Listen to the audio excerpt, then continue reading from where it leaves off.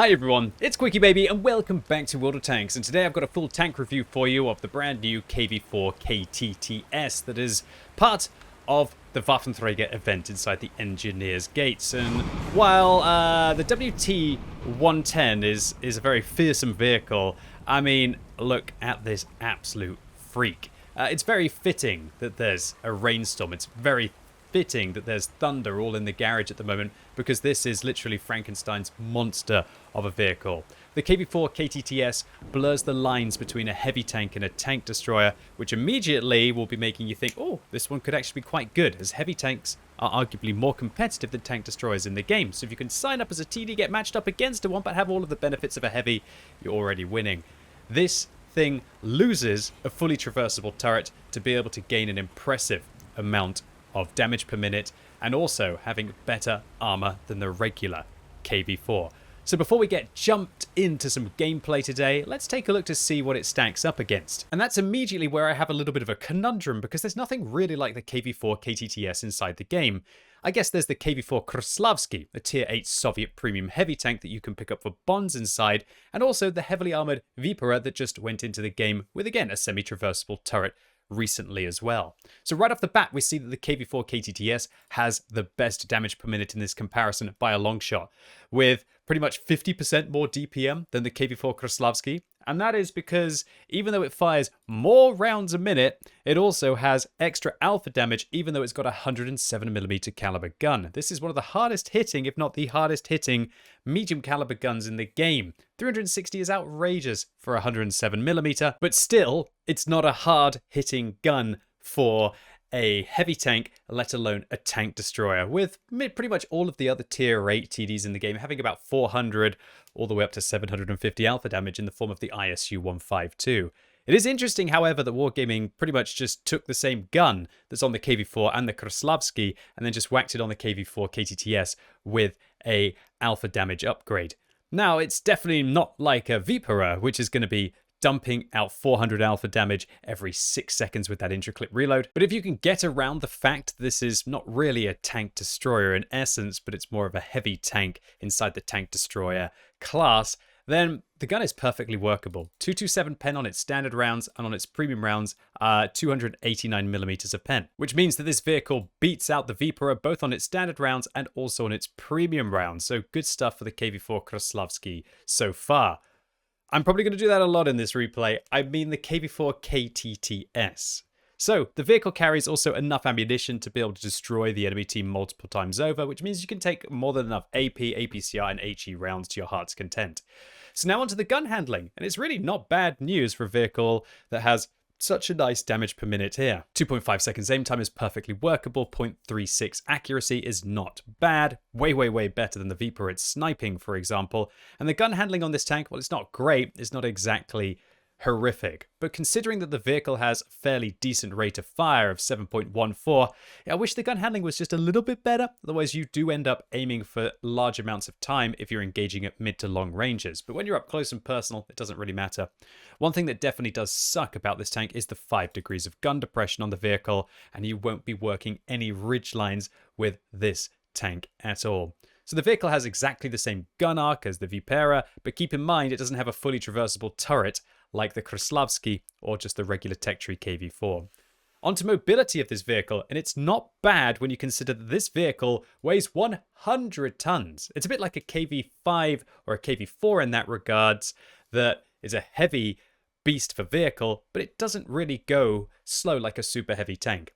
In fact, when we take a look at the weights of all of the tank destroyers in the game, we organize them by weight for tank destroyers, we can see that the KV-4 KTTS is actually the second heaviest tank destroyer in the game, significantly below the Jagdpanzer 100. But that should be setting off alarm bells in your mind at what this thing might be able to do when it comes to ramming. Now, the power to weight ratio of this vehicle is a disappointing 12.69, but what's even worse is the ground resistances on this vehicle. Luckily, Wargaming in their brilliance decided to give tank destroyers the best field mods that you can get inside the game, and if you end up taking reinforced suspension on this tank, that actually means the vehicle's effective top speed goes up to 35 on hard and 31 on soft, even before you start taking things like turbos on this tank. However, one thing I would like to highlight is the reverse speed on this vehicle is absolutely awful at 10 kilometers an hour. And considering that it's a tank that's meant to side scrape, has a limited turret, and doesn't want opponents to be able to get its side, it's definitely something to watch out for on this vehicle. Add to that, less than impressive traverse speeds on this tank.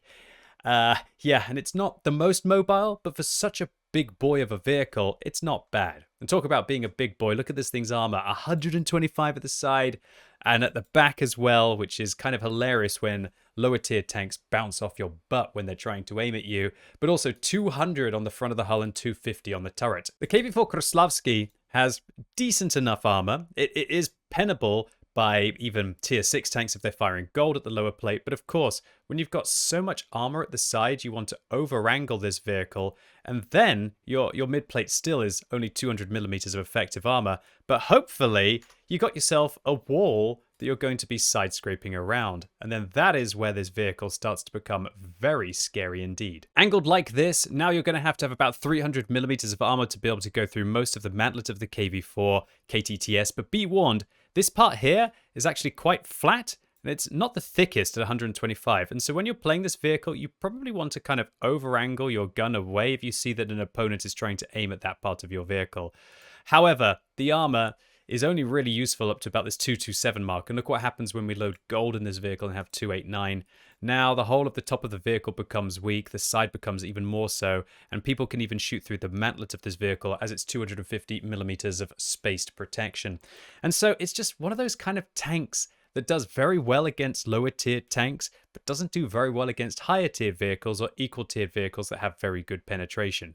Nevertheless, this is decent armor. I'd say it's like pretty much the same as the Viper. Actually, no, I think it's worse armor than the Viper, but this thing has much more damage potential, both with its weight and also with its raw DPM. I'd say it's similar to the TS5 in that regard. It has a weak point on top, but it's not the easiest thing to be able to go through unless you have really high penetration. And if you're not angling the vehicle, then it does have a lower plate weakness. But with the vehicle's awesome side scraping potential, it can do some really good stuff. And even when you just over-angle this vehicle, you still got like 250 millimeters of armor. So if you aren't perfect when it comes to using your armor, this thing is very forgiving. Let's talk about the back of the vehicle as well. When you angle it like this, there's auto ricochet angles along the mid and the lower plate with one of the most bizarre kind of Thunderbolt-esque styles on the back of the vehicle. And even when you get nailed by tier 6 tanks, if you're angling, you still got about like 150 to 200 millimeters of rear armor, so nothing's ever going through this with HE. So all in all, this thing is a bit of a bully, and I thoroughly recommend you keep moving with the KV-4 KTTS to not sit still to give your opponents a chance to start aiming at those weak points.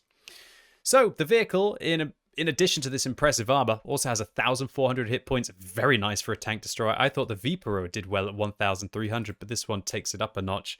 And if you go and use a durability device on this vehicle, wow, you're packing like over 1,500 hit points, which is really nice. Combine that with camo rating that is not great by any means, but not horrific like on a heavy tank, and this thing actually doesn't get spotted as much as vehicles it's trying to pretend to be does, is what I'm trying to suggest. However, one thing that does suck about this vehicle is the 350 meters view range, which means that even with really good cruise skills, you are still going to have to suffer if you're trying to spot people at decent distances, probably even if you're using coated optics, and free-to-play players are probably going to have to use binos. So there's immediately one thing that I really want to highlight about this vehicle, and that is that you can use your 268 version 4 crew in here, for example, but there is no other Soviet tank destroyer in the game, unless I'm mistaken, that has a dedicated radio operator, which means that if you get this vehicle, you're going to have to train a radio operator specifically for this tank, which is always a really irritating thing. And it also means that crew training that goes into that crew member, once you accelerate the crew training, is going to get wasted, and you're not really investing that into your 268 version 4, for example. But apart from that, the crew works really well on this tank. So let's talk about equipment on this vehicle. What would I like to take? Well, I'm going to be using vents, durability, and turbo. Now, I know you all might be thinking, well, you're not using a gun rammer. Well, I found with this tank that surviving and maximizing those hit points and literally making it so that it's really hard for your opponents to track you and lock you down and then get your side, because look at this side profile, was more important. I also felt like the turbo, just to be able to pump up the speed and to improve the vehicle's mediocre mobility performance, especially backwards, was paramount on this tank. And the reason why I take vents is because otherwise I feel that my view range ends up being absolutely horrendous on this vehicle. And that is something that's sometimes you have to play that kind of sniping role on maps. It's okay if you want to play on something like a Runeberg when you're fighting in the town, but what about at the end when you want to try and dig out the light tanks or the tank destroyers as you push out of the town and try to take the enemy's cap circle? However, the beautiful thing about World of Tanks is you can have 2 sets of equipment. And so I use that build for when I'm playing on city maps, and then I use gun rammer with vents and coated optics for when I'm playing on maps where mobility isn't so important, like Prokhorovka for example, but I really need to spot for myself and I want to have that raw firepower with the extra gun rammer performance. Now of course, if you don't like vents and you don't like the holistic performance, then just drop out the vents and use a gun rammer instead. But I really liked this thing with a durability and a turbo device, a bit like how I play a TS5. Field mods on this vehicle, it's really simple. This is the most important field mod in the game, which is now going to be over there on the screen. Take this one, it makes your tracks awesome, and it also massively improves the mobility of this vehicle. If this tank couldn't use this, it would actually end up being very slow, but with this, it actually ends up being pretty darn quick. And having 95% increased track health, that's just absolutely disgusting. To add to this, I'm going to be improving the aim time of this vehicle. However, it's a close one on this tank because it's already pretty accurate, and if you absolutely hate the way that the aim time works, considering the vehicle's fairly good rate of fire, you might want to take aim time on that, but I think accuracy is better. And then finally, we're going to be taking the view range for this vehicle, which will just help, because who cares about your concealment after firing? One of the most ridiculous choices ever. And while I haven't quite got it yet on my main account, I will be taking the survivability upgrade to pump up my vehicle's hit points even more. And so now that you know everything you need to know about the KV-4 KTTS, why don't we jump into some games and show you how this Frankenstein performs on the battlefield. Alright, so firstly we're rolling out on Redshire, and let me clarify, this game is before I managed to get all of the field mods, or at least most of them, as you know. As I just showed you, I haven't managed to get the 6th one yet. And accordingly, I want you to take into account that I was kind of stuck using the vents with a durability and a turbo for this map, whereas possibly if I'd had the opportunity to take vents, a gun rammer, and coated optics and play a little bit differently, I probably would. Nevertheless, sometimes you're going to be in that kind of a situation. Maybe you just don't have enough credits to be able to have multiple sets of equipment, or maybe you're having to play the game without having all of the field mods, just like me. Because you've got to make the best of what you have. And so I want to push forwards, I want to try and win a flank, I want to try and take the attack to the enemy team, because that's what Assault is all about. So what you're seeing here is that there's 360 alpha damage on this vehicle with that rate of fire. It feels real good. This thing definitely has good damage per minute compared to some other tank destroyer.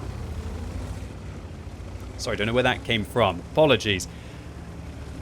When I'm playing this vehicle, it's always like a real tough decision about, do I be aggressive or do I just hold a position? But unfortunately, on Assault, you don't have that luxury. And I think one of the most important things you're going to have to figure out on a KV-4 KTTS. How many times have I called this thing a Kraslavsky so far? Hopefully I'll keep calling it the KV-4 KTTS. Is when is the right time to push and when is the right time to hold. And oh, intuition switch, and oh, hello there, Soviet tank destroyer. How'd you like that? 400 alpha damage?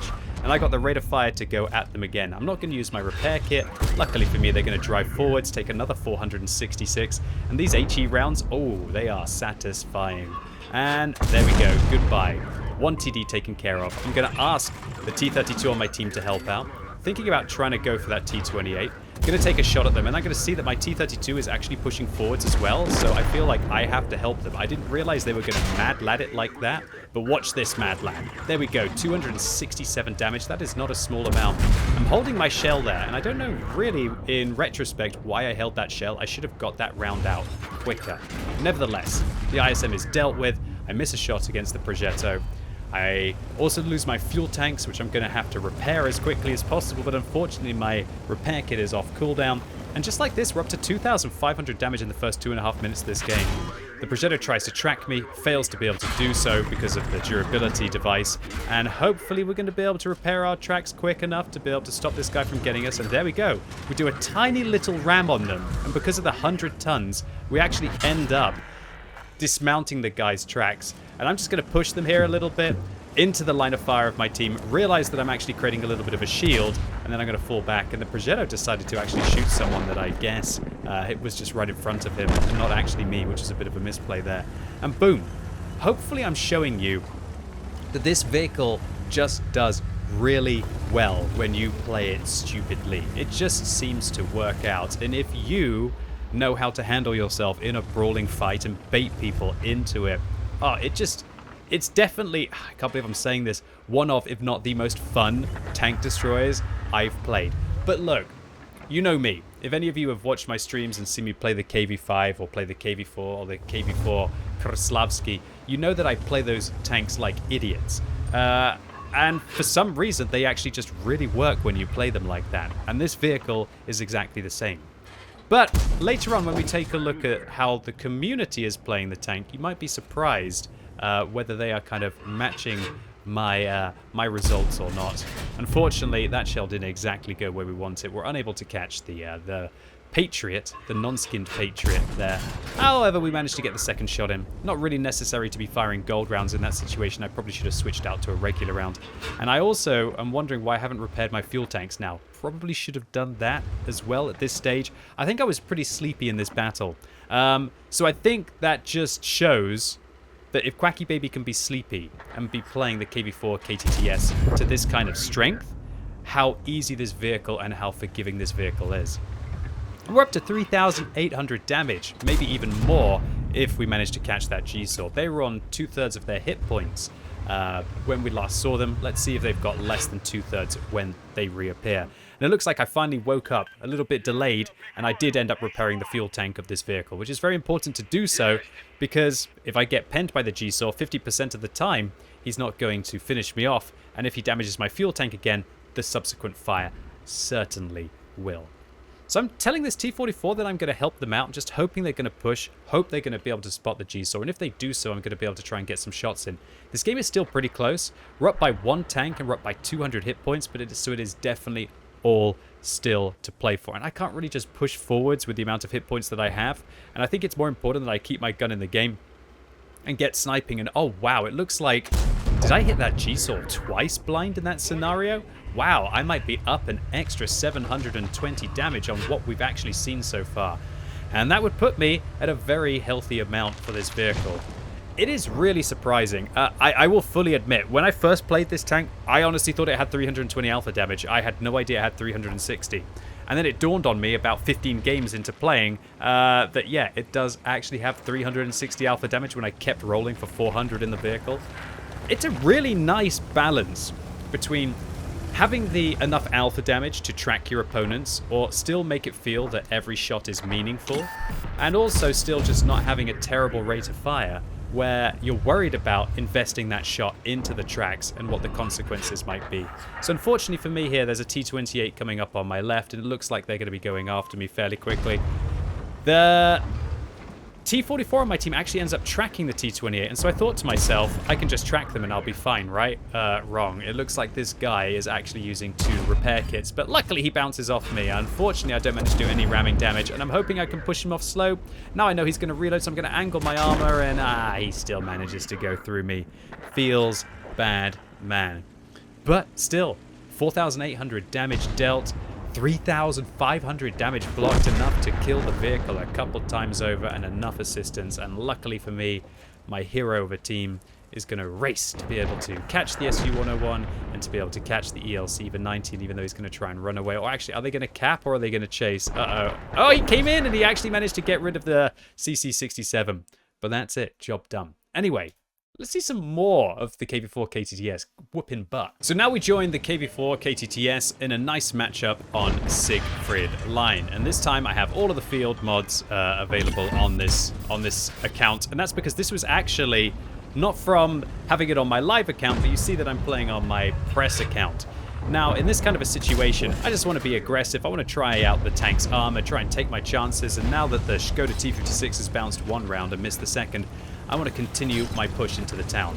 I really feel like this vehicle is at its most dangerous when it's breathing down the neck of your opponents, where you can not have to aim for very long, where you can keep your armor moving, because they're going to have to try and aim at your weak points if they don't have exceptional amounts of penetration. And if you can just manage to keep the pressure up on them with your great rate of fire, oh, this thing, it can really pick apart its opponents very quickly indeed. So here we go, the Škoda T56 manages to just lurch round forwards. I'm wondering if I should try and track him, but I think it's just more important to get the damage out. He bounces a gold round off the front of our vehicle, and hopefully he's going to bounce another gold round, which he does. And we damage his tracks, but because he's using the durability device, we can't take them off in a single shot. And this is where you want to just keep moving, keep angling, but still keep damaging your opponents. And I've got a way better rate of fire than this Oho has, even though they have very dangerous damage per minute as well. But if we can lock down his tracks, and then perfectly side scrape and keep moving forwards and backwards, do you see how we apply the pressure to our opponents here? We lock down their tracks. Unfortunately, it doesn't damage them. I should probably be firing gold in this game, but for some reason I'm only firing regular rounds. Luckily for me, the Oho gets retracked there, puts another round into me. He's actually got a very good repair time on his tracks as well. We put another round into his upper hull, and we are ripping apart an entire tier 8 heavy tank in record time. Unfortunately, the second shell there doesn't quite manage to go in, and they're finished off by the T-103. But that was pretty much the entirety of a Japanese heavy tank very quickly indeed. I hear the Škoda fire once, and I just decided it's time to pressure this Škoda. They might also be reloading in this situation. I managed to track them, they use their repair kit, but buddy, you ain't going anywhere but to the garage. Boop. That's 90 damage. That is 90 ramming damage. This thing absolutely claps when it comes to ramming, and also when it comes to just bullying and shoving its opponents around. It's really fun within that regards when you are literally the biggest tank destroyer possible outside of the Jagdpanzer 100. And if you end up taking a turbo on this vehicle, you probably actually end up having more engine power than the Jagdpanzer 100 as well. Because this thing has a base engine power of 1,200, which is actually effectively at 1,268. And with the ground resistance improvements and a turbo, yeah, this thing absolutely slaps with regards to the grunt in its engine. So unfortunately for me here, the armor, as I said, it's kind of like a 50-50 thing. We've blocked 2,000 damage here, but we've also got to be a little bit careful. Sorry to that Scorpion. I didn't see that they were behind me there until it was too late, and I feel like I committed to the situation. So a little bit of a misplay there by me. Hopefully the Scorpion isn't going to get caught out, but I don't really have time to worry about that because I'm getting caught out really bad right now. The Scorpion actually manages to shut down the IS-3 that was coming in behind me. Do I have time to turn for the CS-53? I bounce the Lerva trying to go for them. Is the CS-53 going to be the one who gets me in the side? Actually, the Scorpion manages to get another great shot into the CS-53, so even though I didn't really be the nicest of players to that Scorpion with that reverse there round the corner, the Scorpion's actually being one of the nicest players to me by putting damage into the CS-53. Luckily for me, my team manages to go on, the Scorpion gets shut down, the Astron Rex manages to flank, and eventually my team manages to come through the battle.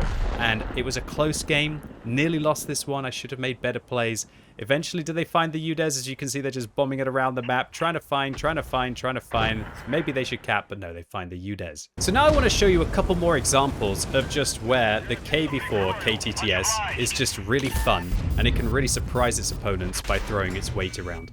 So here we see a Charlemagne managing to push towards us. That is a ranked reward vehicle, so I'd expect the player was fairly good. And unfortunately, we miss our shot on the move. We get penned by their gold rounds. We absorb a shot from the T-95, and our second shell doesn't manage to hit fully. Again, you can see that the aim time on this tank and the gun handling, definitely not the best. But I feel like there are still better picks to take on the tank than using a rotation device on this vehicle. However, if you absolutely abhor it, then maybe the gun handling improvement might be an opportunity for you.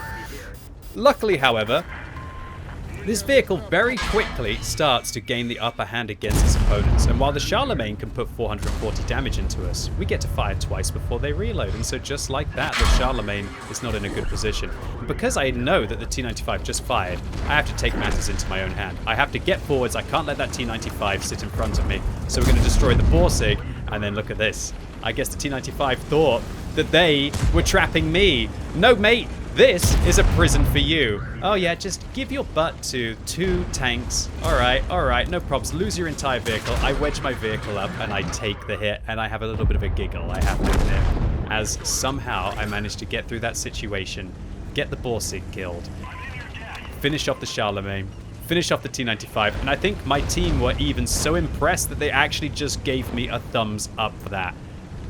Look, it was a pretty blessed play, but sometimes you've got to have that kind of reckless attitude to be able to get through the situation. And this vehicle, if you are a little bit crazy, I think the KV-4 KTTS will be the one for you. Did I just change out from a gold shell to a regular shell? Whoa, that is a nice free-to-play intuition switch right there. Locking down the tracks of the Chieftain prototype, although they managed to get them back on pretty quickly. And oh dear, the Spatuk manages to get 1 round into me from the campy spot. I try and fire 1 into the T10, but wow, that thing's got a great rate of fire, and my tank is super long. Luckily for us, our team is just going to manage to waltz through with the advantage that we've managed to get through the center. I try and take a look to see if there's any sniping opportunities, and this is really where having a turbo on this vehicle is almost mandatory. Don't quite manage to find the Su-14 too, but we at least get a little bit of revenge on the Spatuk at the end of the game, dealing 400 damage to them. And while look, this isn't the most impressive amount of damage and combined, it was more about that I really don't think that many, if any, tank destroyers, apart from possibly the Vipera, would have been able to get through that situation against the T-95, the Charlemagne, and the Borsig alive. This one could. So now we join ourselves in a really awkward situation. We've got a Chieftain prototype above me. We're about to get flanked by a TNH VZ51 that I'm going to tunnel vision and let me nail me in the side. And oh dear, alarm bells are starting to ring. They've also most likely got tank destroyers at the back. There's a 50 TP as well, another tier 9 heavy that's there. And yeah, this is just not where you want to be against these higher tier tanks with better turrets, better gun depression, better alpha damage, just better tanks for this scenario. However, sometimes you see an opportunity to have a little bit of fun. And one of the most important things when you play this tank is to have fun, boys and girls. And oh, I think you can see what might be happening here. I'm not going to shoot the TNH VZ51 because I know he's already dead. And while I'm going to get nailed by the K91 PT, for some reason this 50 TP also decides to reverse back. And oh yeah, boys and girls, we just double drowned 2 tier 9 tanks. And while I get finished off, sometimes just the opportunity to do things like this in this vehicle is just so much better than tryharding and going and getting a few thousand damage. And also, plays like this, possibly influential as well, finishing off the full health TNH VZ51, and also just, I guess, the 50 TP ending up accepting their fate and removing 2 top tier heavy tanks with a bottom tier tank destroyer, when most tank destroyers are just going to sit at the back of the map and kind of wait for a flank to be lost, instead getting stuck in and fighting while the flank can still be won by your heavy tanks, is how I've actually ended up with a very respectable win ratio on this tank. So our first game on Red Shard was an ace tanker for 1,435 base experience. We dealt 5,200 damage at 800 assistance, giving us 6,000 combined, and we made 136,000 credits profit even after resupplying premium consumables at full cost. Siegfried line, this was a fast battle. I was only alive for 4 minutes. I managed to do 4,000 damage in those 4 minutes, get 900 assistance, again an ace tanker for the 1,303 base, and 112,000 credits profit. What more do you really need from a tank destroyer? So look, I want to be completely transparent with you with the KV-4 KTTS, and that is that this vehicle is hit and miss. Well, you saw some good games here, and while I have won 67% of my first 21 battles with some okay combines and 1.5 kills per game, there are quite a few situations where this vehicle feels absolutely awesome, and there are quite a few situations where you just get against a tier 9 tank that's going to spam gold at you, and you don't really feel like you have the alpha damage to make those traits. Nevertheless, the meta of the game is to be aggressive and get stuck in while the battle is winnable. It's kind of always been like that, but it's definitely coming to prominence now. And as we have tank destroyers like this that blur the lines between heavies and their class, what they're meant to be, tank destroyers, where they influence the heavy tank fights, they can end up being very influential. If we take a look at the recent win ratio of all of the tier 8 tank destroyers, we can see that the KV-4 KTTS, while it is early days, actually has the 3rd best win ratio of any premium tank destroyer or any just tank destroyer in the game. And of course, the ISU 130 doesn't really exist outside of very few accounts. And so, while it's early days, I do expect that this vehicle is going to end up being just as competitive as vehicles like the TS5, the Viper, and even tanks like the Turtle, just for playing that assault heavy tank role. It's just the KV-4 KTTS kind of feels different with the way that it goes about it. And I've honestly had some of the most hilarious moments in this vehicle as well. Sure, it's hit and miss, but when it's hit, it is actually a hell of a lot of fun. And it's worth trying to set it up with that brawling build and just going in and not taking things too seriously. Anyway, ladies and gents, boys and girls, that was it for today. Really hope you enjoyed this video. If you did, give it a thumbs up. If you hated it, give it a thumbs down. And let me know what you think about the KV-4 KTTS in the comments down below. Do you think it's absolutely tragic, or do you think it's pretty fun? And as always, thank you so much for watching. You've been epic, and hopefully I'll see you soon.